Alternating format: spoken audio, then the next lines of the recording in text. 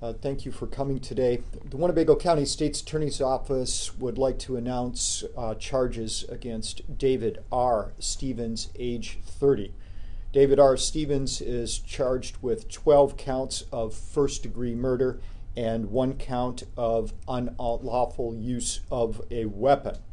Mr. Stevens is currently being held in the Winnebago County Jail. He's been held there since March 7th on unrelated charges involving a residential burglary. The murder charges that we are announcing today stem from a September 23rd, 2017 shooting. On that date, the Rockford Police Department was called to the area of 900 North Rockton Avenue for reports of shots fired. When they arrived at the scene, they investigated what had been the location of a party that had just broken up. The Rockford Police Department learned that Billy Manning had been transported to a local hospital with gunshot wounds. Billy Manning died as a result of those gunshot wounds at the hospital. An autopsy was conducted and did confirm that his death occurred as a result of gunshot wounds that the investigation showed he received at the party at 900 North Rockton on September 23rd, 2017. The Rockford Police Department has conducted an investigation, and through that investigation, evidence was developed that David R. Stevens was the individual who shot and killed Billy Manning. As a result of those actions by David R. Stevens on September 23, 2017, a Winnebago County grand jury did indict Mr. Stevens, as I said, on 12 counts of first-degree murder and 1 count of unlawful use of a weapon. With regards to the current charges, Mr. Stevens is facing 45 years in the Department of Corrections to a possible sentence of natural life. The charges that we are announcing today and the charges that we mentioned that he is currently being held on, the residential burglary charges, are merely allegations, and that the defendant is presumed innocent until he is proven guilty in a court of law. He is being held on a $1 million bond, and the unrelated charges are currently set before Judge Collins, and the next court date is August the 2nd, 2018 at 9 a.m. in courtroom B. His current charges have yet to be assigned to a judge or courtroom, so we will follow up with that. Again, he's being held on these charges in the Winnebago County Jail, as well as unrelated charges since March 7th, 2018, related to unrelated charges and incident involving a residential burglary. The Winnebago County State's Attorney's Office and the Rockford Police Department and the other law enforcement agencies in this community continue to work actively and aggressively to investigate the crimes that occur in this community, especially those that fall into the category of violent crimes. Our community no longer is going to, on any level, tolerate this. And the actions that you see here today, the investigations that remain ongoing with regards to the Rockford Police Department and other law enforcement agencies that are resulting in prosecutions, will continue. We will make every effort we can to make sure that our citizens are kept safe in this community. This is a further example of those efforts, and I commend the Rockford Police Department for the work that they have done on this case and getting us to this point. Simply said, if you are going to pick up a gun, a weapon, or commit violent crimes in this community, these cases will be aggressively investigated, and if appropriate, will be charged, prosecuted, and if you are convicted, you will be punished for your actions. We are asking the citizens of this community to look at this and see that the actions of the Rockford Police Department and the state's attorney's office are moving towards making sure that we have a safe community. And those of you who think that committing crimes in our community is something you're going to get away with, think twice. Individuals will be charged, will be prosecuted. Chief, I'd like to offer you an opportunity to offer some comments. So first, I'd like to thank the investigators for the tenacity, always working countless hours trying to solve these cases. Secondly, I'd like to commend the citizens that are cooperating with the police, not just in this investigation, but the other investigations, providing the information we need to build a case to bring those responsible for the violence to the state's attorney's office to be charged appropriately. We cannot do it without the community. We always ask for more community involvement. It's community involvement that helps us solve cases like this and many others.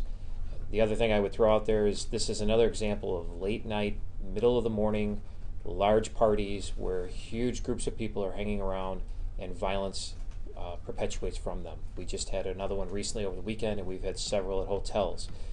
I would ask citizens to call when there's parties going on, disruptions in the neighborhood in the middle of the night. You see large groups of people gathering in the street. Please call us. We'll try and get there as quickly as possible. Hopefully we can stop these incidents from occurring. But again, I'd really like to thank the citizens for stepping up and helping out, as always. I'd like to open up with questions. Chris, we'll begin with you. I think this might be for Chief O'Shea. Sure. You mentioned the community input. Mm-hmm. Were there any ways that the community was able to help investigators in this particular case, kind of as an example? Well, I can't speak specifics about this case, but this case, as well as all the other ones where we get resolution, 9 times out of 10, it's because we have cooperation from those who were there or those who find out afterwards and contact us and say that they received information that this person may have been involved, and then we build from there. So, physical evidence goes a long way, and it's very, very determinate and very factual. But witnesses and eyewitnesses and people on the street hearing things and talking to our investigators, that helps us in all of our cases. I would echo what the chief says. Cooperation of our community and the citizens, witnesses. The sooner they step up, if you know something, say something. That is a clear message that we have continued to deliver to the public. Step up, help us. That's how we're going to solve this problem in our community. And citizen cooperation is important, and it means a lot. Jim. The timeline of the 2 cases, Mr. Stevens is in custody and has some pending burglary charges. What will the murder case commence after those charges are? You know what, I have to check out. We'll check on that for you, Jim, as to the exact allegations. I don't have that file in front of me. I believe that those residential burglary charges, obviously, those cases were solved and moved on before this.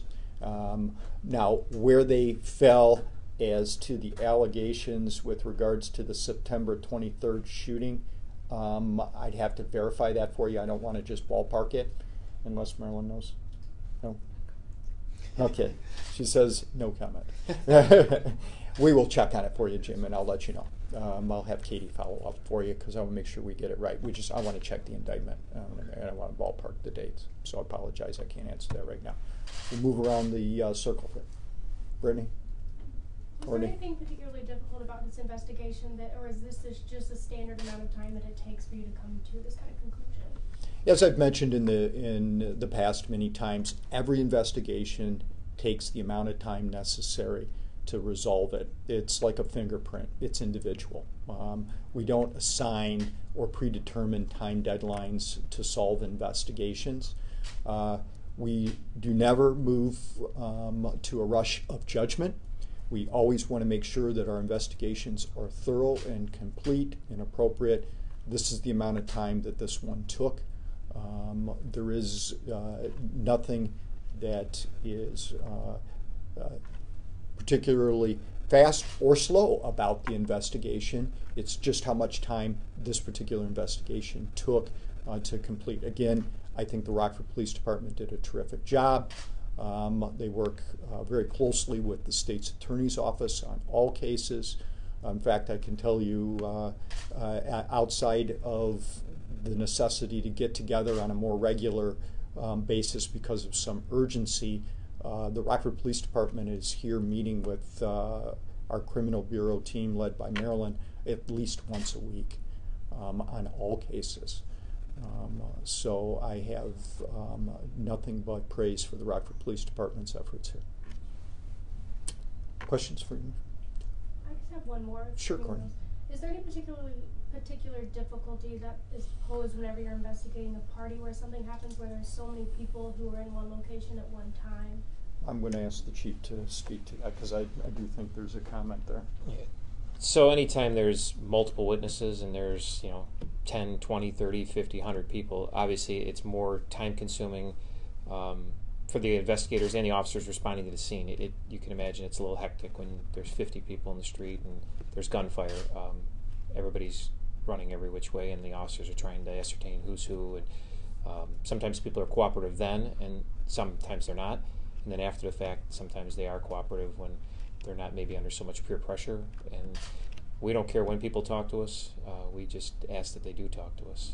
And we've been getting a lot of cooperation in the last year and a half. We've had a lot of good people stepping up and trying to do the right thing and get rid of the violent criminals.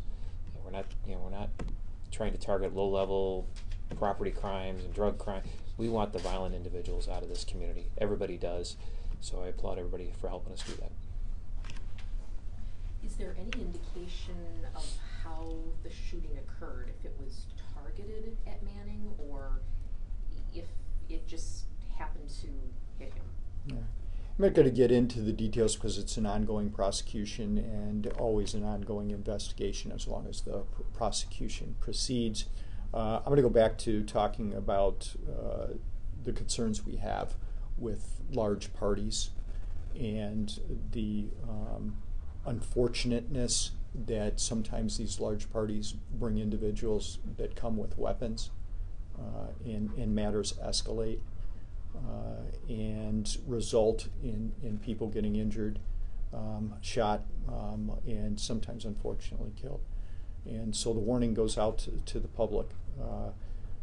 These large parties where violence can occur and things can escalate need to be reported to police as soon as possible so that actions can be taken so that we can prevent any further incidents like this. But very simply, to answer your question, we have a heightened concern right now about these large parties that seem to be bringing individuals that are armed and that they escalate and gunfire ensues, people get hurt, and unfortunately some of these parties have resulted in deaths. I know you can't get into details of the investigation, but are you finding that some of the same people may be attending some of these parties? Are they maybe limited to one part of the city, or is this becoming something that just is like herding cats, if you will? Yeah, I think the only thing that I would feel comfortable being able to respond to that question Jim is saying is, we find this in our younger crowd. We have a large concern that what I would consider the youth of our community under the age of 25, it seems to fall into that category. I don't think that it's capable of saying responding to some of your inquiries because I don't think it falls into that category.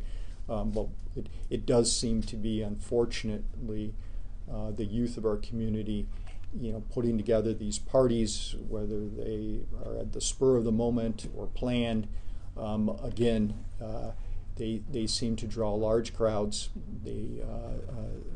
Violence seems to escalate, and unfortunately, people are armed and shots are fired, and this is what occurs. So I'm telling the citizens of this community, especially the youth, that we're just simply not going to tolerate these out of control parties that are threatening any of the citizens of our community, whether they're attending the parties or not. So are Brittany. these parties like a newer kind of trend you're seeing in the community? I think, Brittany, I think youth have had parties all for every generation. I think what we're seeing is the level of violence is probably the change or the trend. The presence of firearms is something that you may not have seen in generations past. So to say that youth are having party all of a sudden, I think that's something that's gone on. Our grandparents' generation, parents' generation, it's all just been defined differently. The thing that we are very concerned about is not that young people are having parties, but that they are resulting in repeated incidents of escalated violence involving firearms. Chief, you want to add to that? No, the only thing that's changed probably, to kind of dovetail on what State's Attorney Bruscato said, is social media makes it very easy for impromptu parties with large groups of friends and who are connected, and they can Snapchat or Instagram or Facebook right then and there and say, hey, let's go meet over here, and now you have 50 to 100 people, whereas the old days it would have to be you'd either follow each other around or you'd have to have a phone tree or something. So social media does play into that a little bit, but that'd be about the only other comment other than, I mean, young kids are gonna party. Is there a specific message that law enforcement could send to the community in regards to social media? Obviously, these parties are spreading on social media. What's the message, if there is one, that law enforcement is probably looking at social media as well? What can you guys say to the public about that? Maybe something along the lines of, I guess the question is, are law enforcement watching social media in order to kind of sniff out these parties and kind of identify what's going on? So what I would say is, first and foremost, especially the younger generation, it'd be nice if their parents knew what they were doing and were actively involved in how these kids are on social media. That would be my first comment. We would love parents to always be knowing what their kids are doing. When they get to the 20s and 25s, I realize parents aren't going to be watching their social media, but we are always looking at investigative avenues.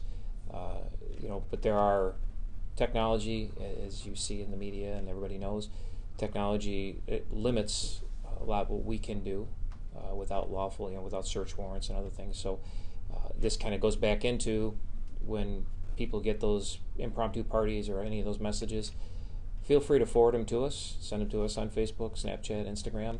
We get them, and then we can be part of that knowing group where the parties are going or who's involved, and it might help us on the backside too. So just ask for everybody to, again, give us the information. And you were saying that you believe they come armed to these parties, and then do you believe that they have, I mean, I'm sure it's different with every case, the intention of something happening? Because it seems like a lot of times they happen like around 2:33 later in the morning, maybe it's just something that escalates. I'm not prepared to say they come to the parties with some predetermined idea that violence is going to occur by any means. I think what I'm saying is that the consistent presence of firearms creates the availability for things to escalate in a violent manner involving firearms. And I think there's a distinction to be made there. I really do not see that as the concern. My concern is that the consistent presence of firearms with our young people at events like this create the atmosphere or the recipe for violence to occur. And that is what we are trying to head off. And that's why the police department is telling our citizens today, the more we can get a heads up, the better we can attempt to control these unfortunate outcomes. To Brittany's question, young folks are going to have parties. And socializing is a good thing. We're not trying to discourage socializing. What we're trying to discourage is the presence of violent behavior and the willingness to create the opportunity for violent behavior to occur. And that is what is concerning us if we want to identify a concerning trend.